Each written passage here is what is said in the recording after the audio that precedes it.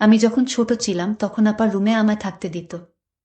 আপা আমায় প্রতি রাতে গল্প শোনাতো, কিন্তু আমার বয়স যখন 14 তখন আমি ক্লাস 10-এ পড়তাম। তারপর পর থেকে আমার আপা আমায় তার রুমে থাকতে দিত না। আপা বলতো, তোর এখন বয়স হয়েছে, তুই তোর রুমে ঘুমা। আমার তখন কিছুই ভালো লাগতো না। একদিন আমি সন্ধ্যা হতেই আপার রুমের কাঠের নিচে শুয়ে রইলাম। রাত যখন গভীর হলো, আপা তখন ঘুমে বিভোর। আর এই সুযোগে আমি। তাহলে মূল ঘটনাটি বলি। এটি আমার জীবনের একটি সত্য ঘটনা। আমরা 3 ভাই বোন। আমি সবার ছোট। ভাইয়া আর আপার সাথে আমার বয়সের পার্থক্য প্রায় 14 ও 13 বছরের। ছোট বলে সবার খুব আদরেরও ছিলাম আমি। ভাইয়া আর আপার খুব বেশি ভালোবাসা পেয়েছি আমি। বাবা একটা সরকারি কলেজে ইংরেজি পড়াতেন। ভালোই নামডাক ছিল তার। বাবার চাকরির সুবাদেই শহরে আসা তার। আমার মা একজন গৃহিণী। বাসা ভাড়া, পড়াশোনার ব্যয় বাবদ খরচ পড়ত অনেক।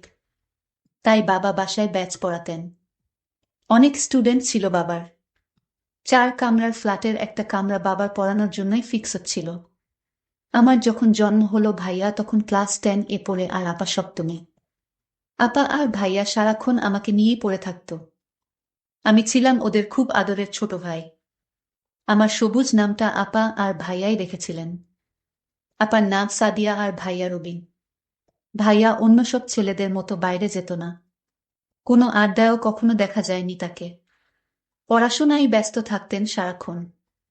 আর বাকি সময় আপা আর আমাকে নিয়েই কাটত তার। আপা খুব শান্ত স্বভাবের ছিলেন। আপা অনেক সুন্দরীও ছিলেন। আগুন সুন্দরী যাকে বলে। আপাকে যে কোনো ছেলে দেখলে বিয়ে করতে চাইবে চোখ বুজে। বাবার মতো হয়েছিলেন। বাবার উচ্চতা, গায়ের রং, চেহারা সব আপার মধ্যে ছিল। ভাইয়ার মতো আপাও পড়াশোনায় ভালো ছিলেন। আমার আম্মা খুব সাধারণ একজন মানুষ। নিরেট ভালো মানুষও বটে।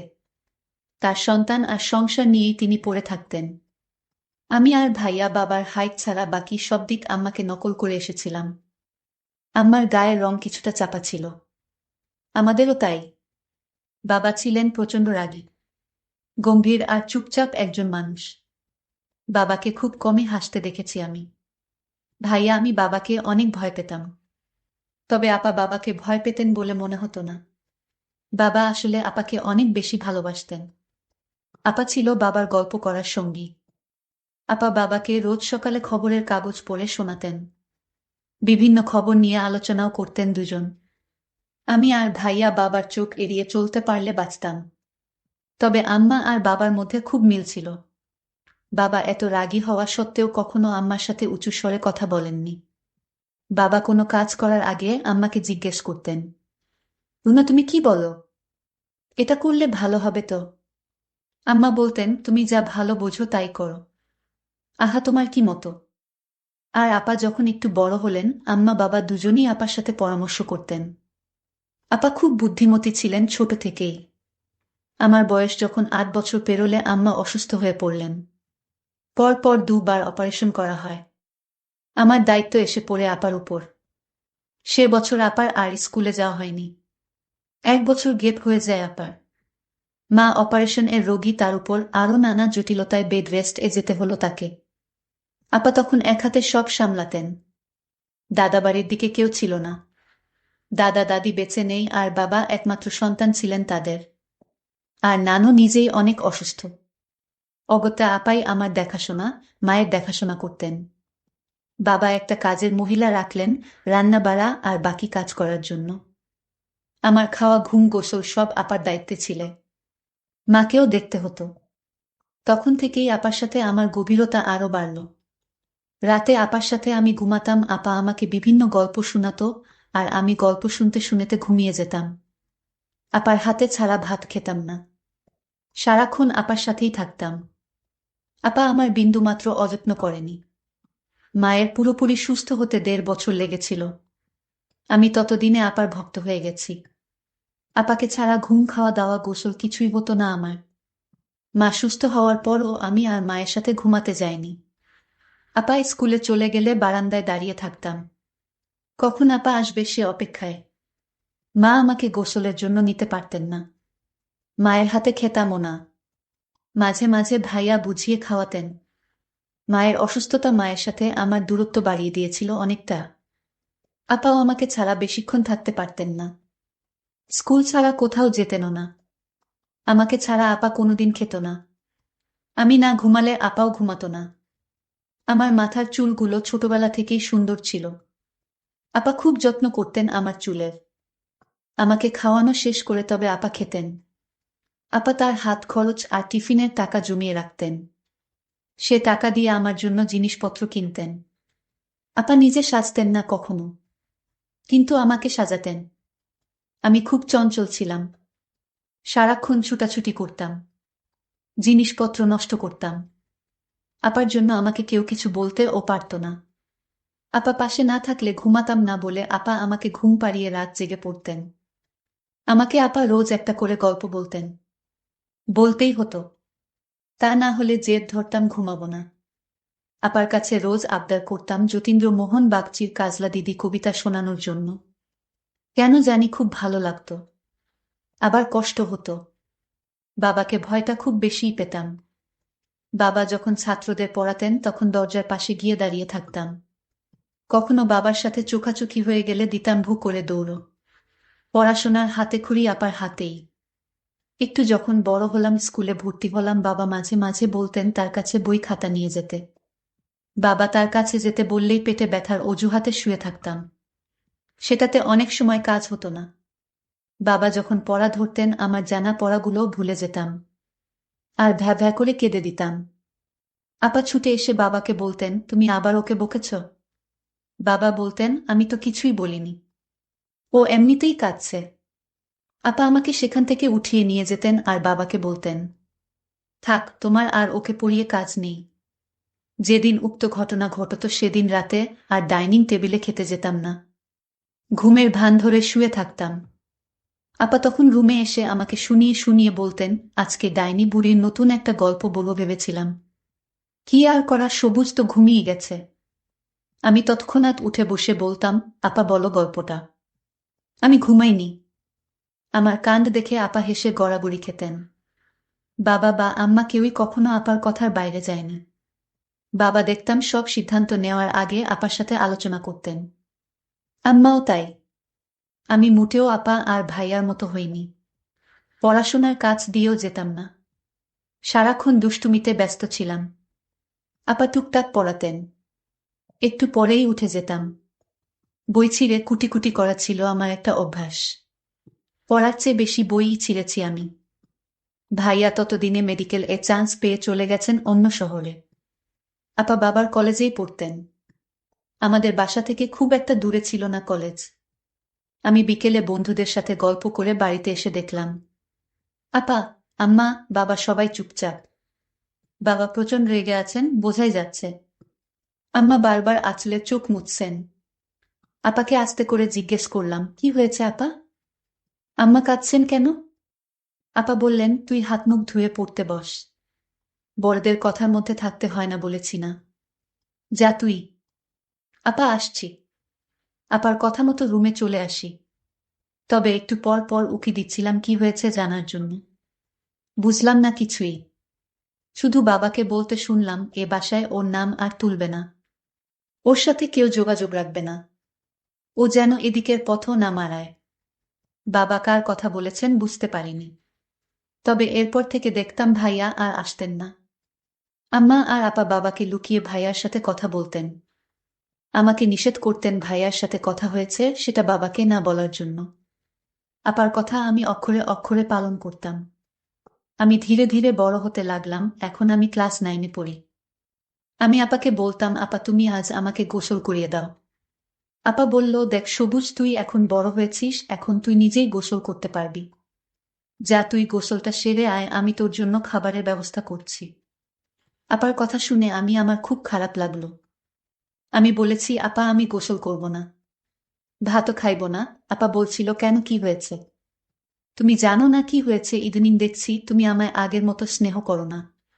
গোসল করিয়ে তারপর আমাকে নিয়ে ভাত খেতে বসতা, আর এখন কিছুই করো না। আমাকে তুমি দিন দিন দূরে ঠেলে দিচ্ছ কেন আপা? আমার যে তোমায় ছাড়া কিছুই ভালো লাগে না।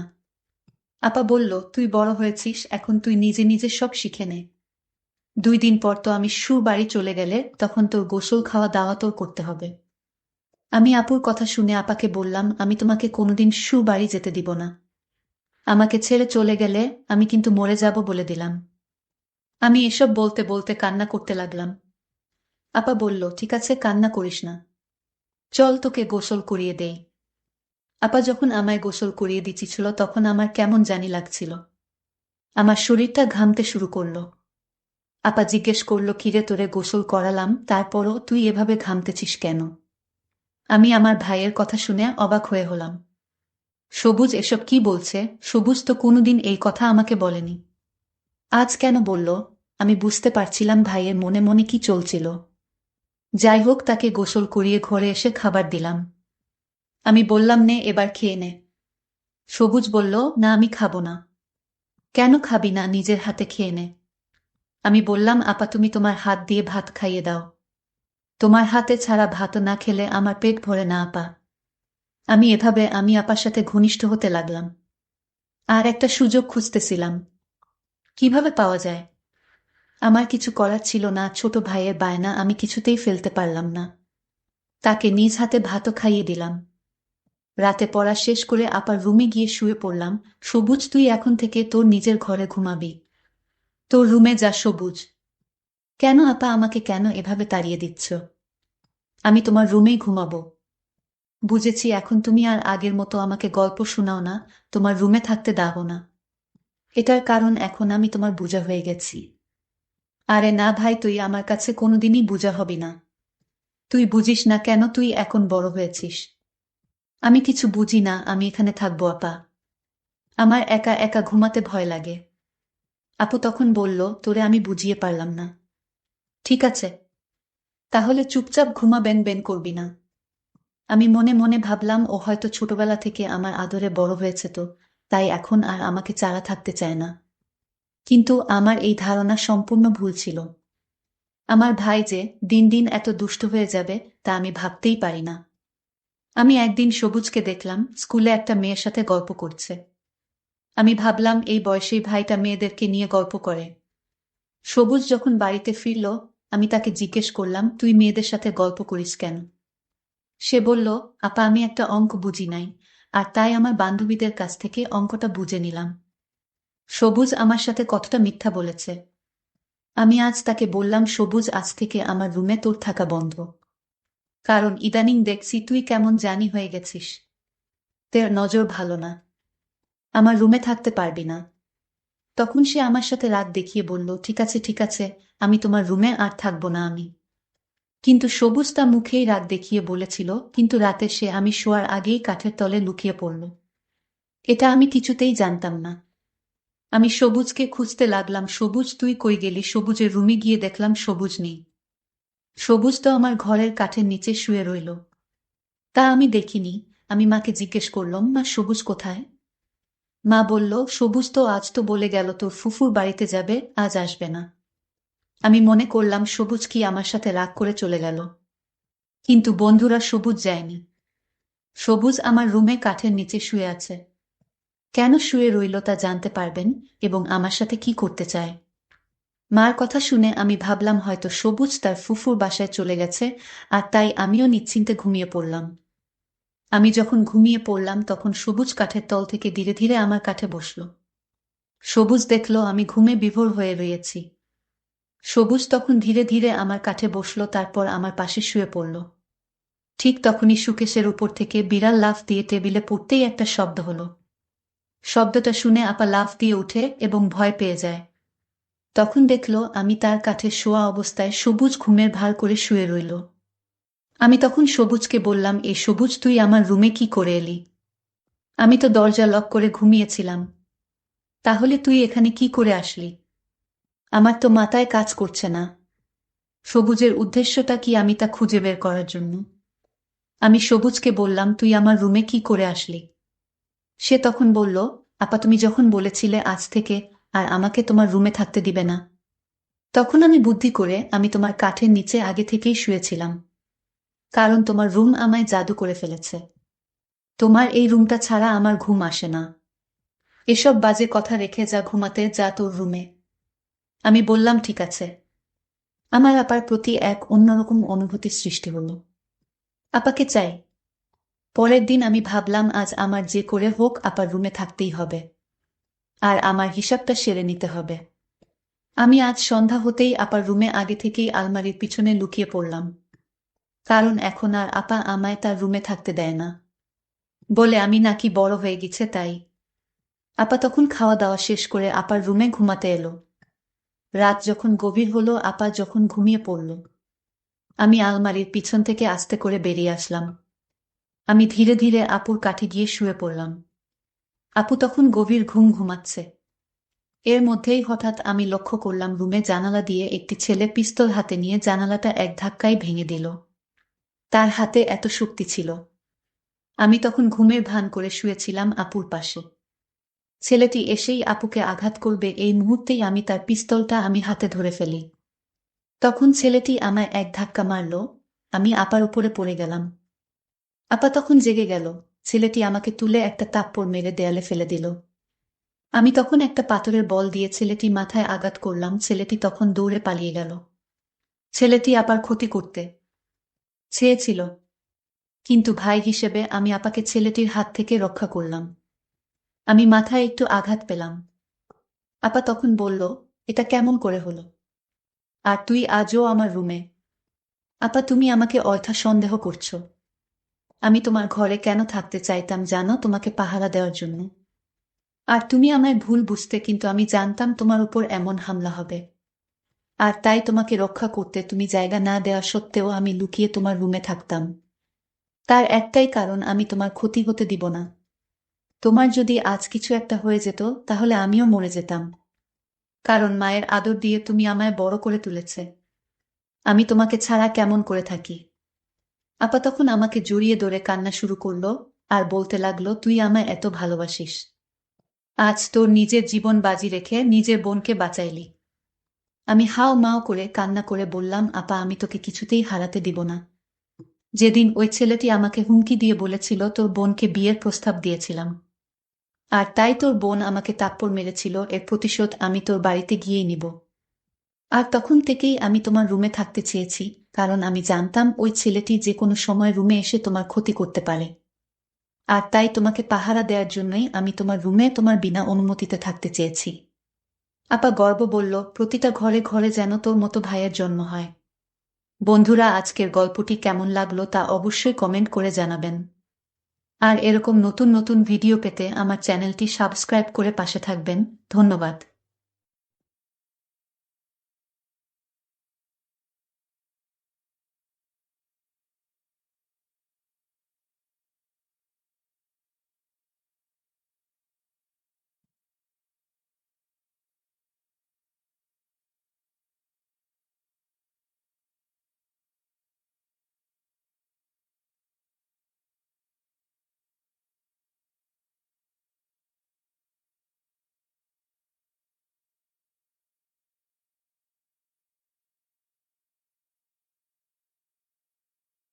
আমার ভাইয়া চিকিৎসার জন্য ব্যাংকক গেলেন। ভাইয়া ব্যাংকক যাওয়ার পর ভাবি অফিসের নাম করে রোজ রাতে কোথায় জানি যাইত। আমি মনে মনে ভাবলাম, ভাবি এত রাতে কোথায় যায় এটা আমার জানতে হবে। আর জানতে গিয়ে যা দেখলাম তা দেখে আমার হুঁশ হারিয়ে ফেললাম। তাহলে বিস্তারিত বলি। সুখের সংসার ছিল কবিরের। বাবা মা, তার স্ত্রী নিপাকে নিয়ে মধ্যবিত্ত একটি পরিবার ছিল তার। ছোট কোম্পানিতে একটি চাকুরি করত সে। তারপরও সুখের কোনো অভাব ছিল না। কবিরের একটা ছোট ভাই ছিল, খুব দুষ্টুমি করত। কবিরের ছোট ভাই এইবার মাত্র 9-এ পড়ে। 9-এ পড়লে কি হবে, মুখে বড় বড় কথা বলে ফেলে। মুখে কিছু আটকায় না। কবিরের ছোট ভাইয়ের নাম ছিল মিন্টু বলে সবাই ডাকত। একদিন মিন্টু আমায় বলল, ভাবি আপনার কি লাগবে? আমি বাজার থেকে সব নিয়ে আসব। তুমি মাত্র 9-এ পড়ো, তোমার 1 টাকাও ইনকাম নেই। তাহলে তুমি আমার জন্য বাজার থেকে কি আনবে? আমি যা বলি তুমি তা এনে দিতে পারবে? তোমার কাছে কি টাকা আছে? ভাবি আছে। শোনো, আমি বাজার থেকে কিছুই চাই না। তোমার কিছু লাগলে আমারে কইও। কিন্তু সব হারিয়ে গেল এক কালো ঝড়ে। হঠাৎ অফিস থেকে আসার সময় একদিন অ্যাক্সিডেন্টে চোখের দৃষ্টিশক্তি হারিয়ে বসে সে কবির, মানে আমার স্বামী। চেতনা ফিরে পেলে নিজেকে হাসপাতালে আবিষ্কার করে কবির। কিন্তু চারিদিকে তাকিয়ে সবকিছু অন্ধকার দেখতে পেলে তার পরিবার তাকে জানায় অ্যাক্সিডেন্টে মাথায় প্রচণ্ড আঘাত লাগায় সে তার দৃষ্টিশক্তি হারিয়েছে। সেদিন কবিরের পাশে বসে নিপা অনেক কেঁদেছিল।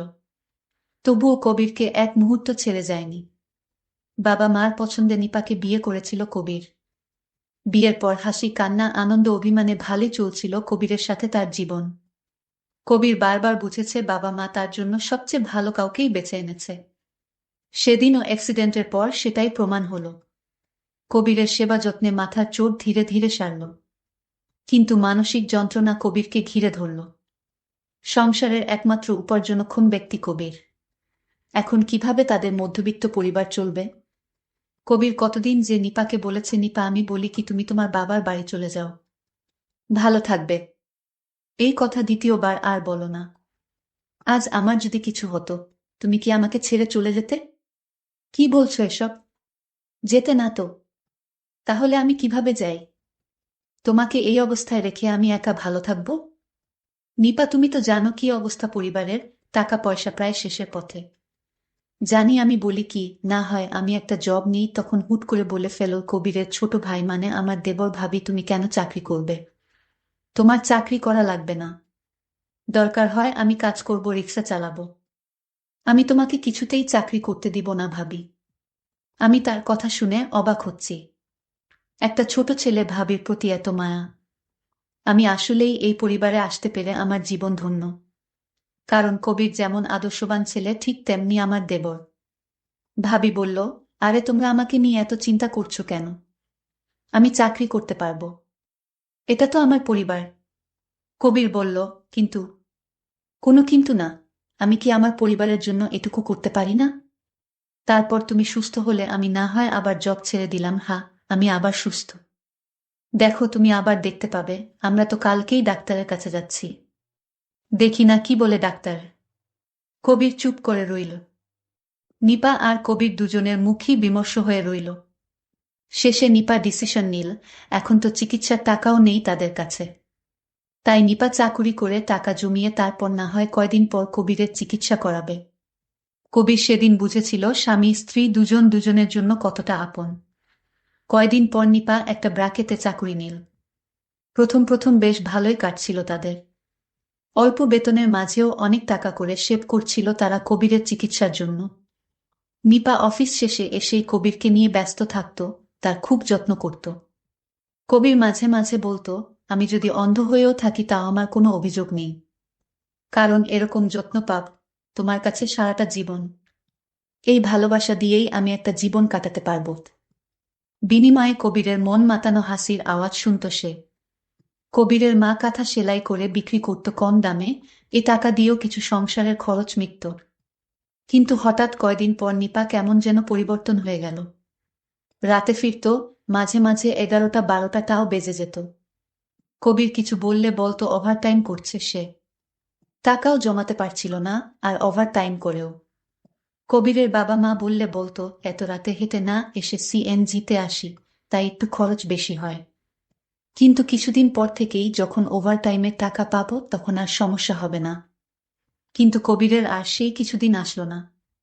কবিরের উপরও কেমন যেন কবিরের যত্ন আদি কমে যাচ্ছিল।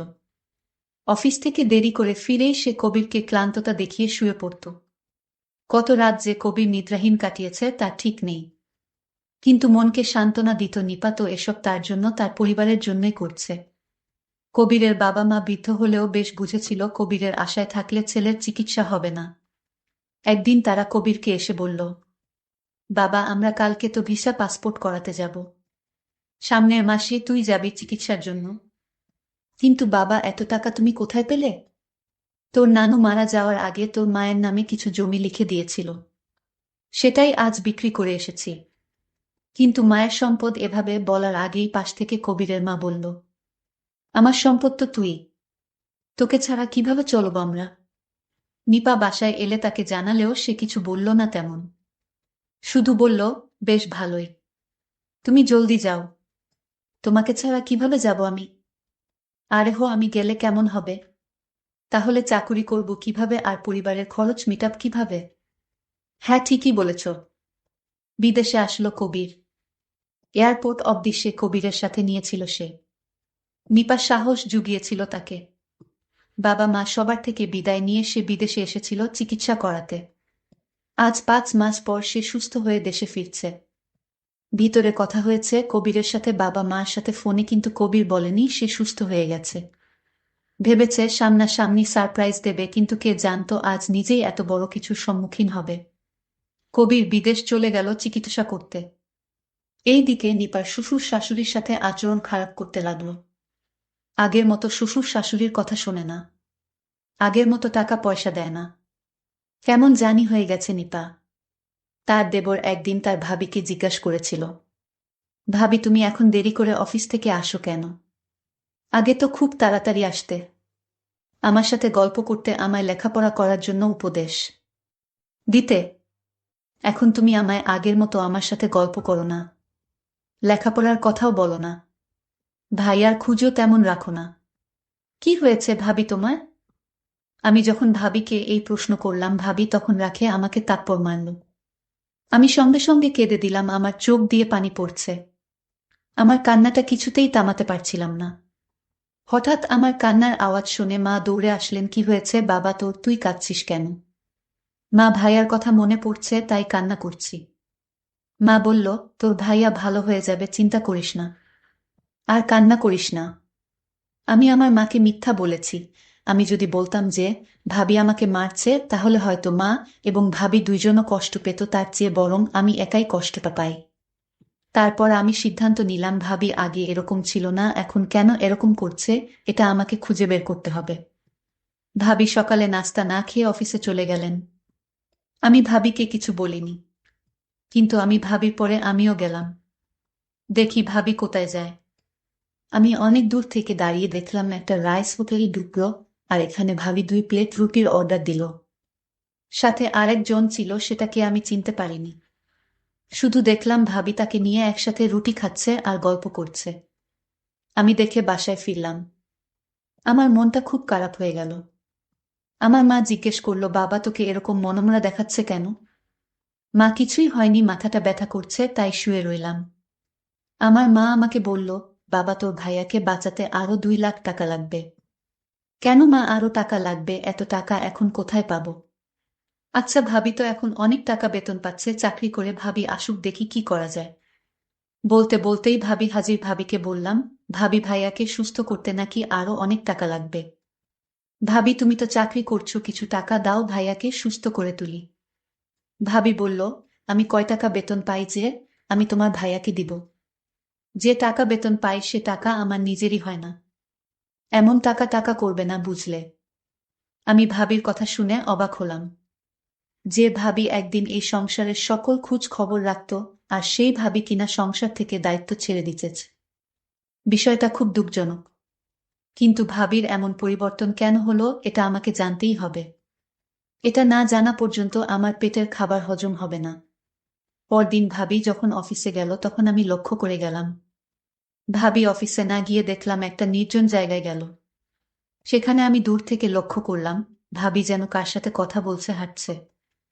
আমার ভাবিকে কেন জানি সন্দেহ হলো। ভাবি এখানে কেন এলো? তাহলে ভাবি চাকরি করে না, চাকরির নাম করে বাসা থেকে বের হয়। এসব ভাবতে ভাবতে বাড়িতে চলে গেলাম। বাড়ি যেতেই মা বলল, বাবা তোর ভাইয়াকে কে জানি টাকা দিয়ে দিচ্ছে। তোর ভাইয়ার সমস্ত চিকিৎসা কে জানি করাবে। তোর ভাইয়ার বন্ধু হতে পারে। আমি মাকে বললাম, মা সত্যি বলছো? সত্যি, তুই আসার আগেই ফোন করে জানিয়েছিল। আমি শুনে খুশি হলাম, কিন্তু আমার মা আমাকে জিজ্ঞেস করলেন, বাবা তুই মনমরা কেন? না মা, আমার কিছু হয়নি, এমনি কিছুই ভালো লাগছে না। হাত মুখ ধুয়ে আয়, আমি খাবার দিচ্ছি। খাবার খেতে মন চাচ্ছে না, তবু মায়ের মন রক্ষার্থে খাইলাম। দিন দিন ভাবি কেমন জানি হয়ে যাচ্ছে, এই চিন্তা আমার মাথা থেকে সরাতে পারছি না। কি করি? কিন্তু একটা কথা মাথা থেকে নামাতে পারছি না। ভাইয়াকে এত টাকা কে দিল? কি অদ্ভুত ব্যাপার। হঠাৎ ভাবির কণ্ঠ শুনতে পেলাম। মা বলল, বুমা অনেক পরিশ্রম করে আসছো, কিছু খেয়ে নাও। না মা, আমি খাবো না, আমার খিদে নেই। এই বলে ভাবি রুমে গিয়ে শুয়ে পড়ল। তো আমার কিছুতেই ঘুম আসছিল না, মাথায় চিন্তা আসছিল। ভাবি আসলে কি করে, ভাবি এমন হলো কেন? হঠাৎ ভাবির রুমে এক শব্দ পেলাম মানুষের। আমি ভাবির রুমে উঁকি দিয়ে দেখি কেউ নাই। ভাবি একা একা বসে কি যেন করছে। তারপর আমি আবার শুয়ে পড়লাম, কিন্তু আমার মনে হলো আরেকবার দেখে আসি। আমি তো অবাক, ভাবি রুমে নেই। আমি ঘর থেকে বের হলাম। ফজরের আয়ান পড়ে যাবে প্রায়। এমন সময় ভাবিকে দেখলাম অফিসের দিকে যাচ্ছে। আমি ভাবলাম এখন ফজরের আয়ান দিবে, এত ভোর বেলাতে ভাবি অফিসে যাবে কেন? আমি তো আগে থেকেই জানি ভাবি কোথায় যায়, কিন্তু কেন? সকাল 10টা বাজে এমন সময় ভাবিকে কে যেন গাড়ি থেকে নামিয়ে দিয়ে গেল আর বলল, কাল অফিসে দেখা হবে। হঠাৎ আমার ভাইয়া হাজির। আমি তো অবাক। ভাইয়া, তুমি না জানিয়ে এসে পড়লে? হ্যাঁ, আমি এসে পড়লাম সবাইকে তোর ভাবিকে সারপ্রাইজ দিব বলে। কিন্তু ভাই লক্ষ্য করল গাড়ি থেকে ভাবি নামছে। এই দৃশ্য দেখে ভাইয়া কেঁদে ফেলল। এসব দেখে কবির ভাবছে, কেন সে ঠিক হলো? অসুস্থতার সময় সে মারা গেল না কেন? ভাবতে ভাবতেই নিপা সামনে এসে দাঁড়িয়েছে। তুমি? কবির জিজ্ঞেস করল। গাড়িতে যে লোকটি ছিল সে কে? তোমার কি হয়?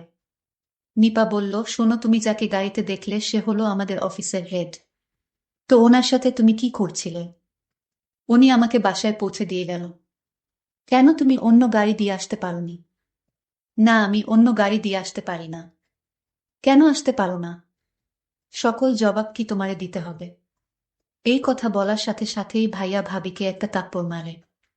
ভাবি তখন কেঁদে কেঁদে বলল, বাহ, এখন সুস্থ হয়ে শক্তি বেড়ে গেছে। ভাবি তখন বলতে লাগলো, জানো, আমি অফিসে কোনো চাকরি করিনি। আমি যখন অফিসে চাকরি নিতে গেলাম, তখন অফিসের হেড স্যার আমায় বলল, তোমার চাকরি করতে হবে না, তোমার স্বামীকে বাঁচাতে যত টাকা লাগে আমি দিব, কিন্তু তুমি আমার সাথে একটা মিথ্যা প্রেমের অভিনয় বা নাটক করতে হবে। জাস্ট মিথ্যা অভিনয়, আর এই অভিনয় তোমার সাথে আমি করতে চাই। তুমি যদি আমার সাথে মিথ্যা নাটক করো, তাহলে আমি তোমার স্বামীর সকল খরচ আমি দিব। আমি হেড স্যারকে জিজ্ঞেস করেছিলাম, স্যার, আমি আপনার সাথে অভিনয় বা নাটক করলে আপনার লাভ কি? স্যার তখন বলল, আমি এই নাটক বা অভিনয়টা আমি আমার প্রেমিকাকে দেখাবো। তার জবাবে আমি জিজ্ঞেস করলাম, দেখালে কি হবে? সে হয়তো আমার কাছে ফিরে আসতে পারে। আমি জানতে চাই সে আমাকে সত্যি ভালোবাসে কিনা। যদি আমার সাথে তোমারে দেখে, তাহলে আমার প্রেমিকা যদি আমাকে সত্যি ভালোবাসে এবং বিয়ে করতে চায়, তাহলে সে আমার কাছে আসবে। কারণ কোনো নারী চায় না তার স্বামী অন্য কারো হয়ে যাক। আমি বলেছিলাম, স্যার, আমি পারবো না, আমাকে চাকরি দিয়ে দেন। স্যার বলেছিল, চাকরি করে যে টাকা পাবে সে টাকা দিয়ে তোমার স্বামীকে সুস্থ করে তুলতে পারবে না। আর তাই আমি নাটক করতে রাজি হয়েছিলাম। এটা কি আমার অপরাধ? শুধু তোমাকে সুস্থ করে তোলার জন্য আমি নাটক বলো আর অভিনয় বলো আমি করেছিলাম। ভাবির কথা শুনে আমি হাও মাও করে কেঁদে ফেলি। ভাবি, তুমি সত্যিই মহান। আমি তোমাকে ভুল বুঝেছিলাম। আর ভাইয়া ভাবিকে বলল, নিপা, তুমি আমাকে ক্ষমা করে দাও। আমি বুঝতে পারিনি।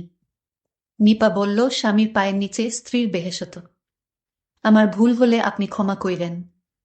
প্রিয় বন্ধুরা, প্রতিটি ঘরে এরকম আদর্শবান স্ত্রী থাকলে আমাদের সমাজটা অনেক